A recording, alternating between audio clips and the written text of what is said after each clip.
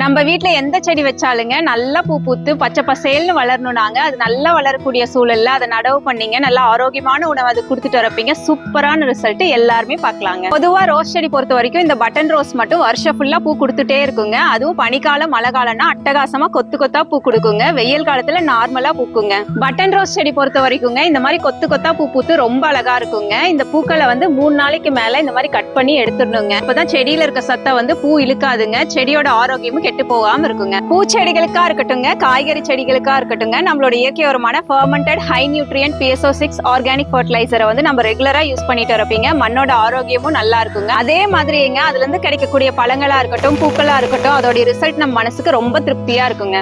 தென்றலே தென்றலே மெல்ல நீ வீசு, பூவுடன் மெல்ல நீ பேசு. தென்றலே தென்றலே மெல்ல நீ வீசு, பூ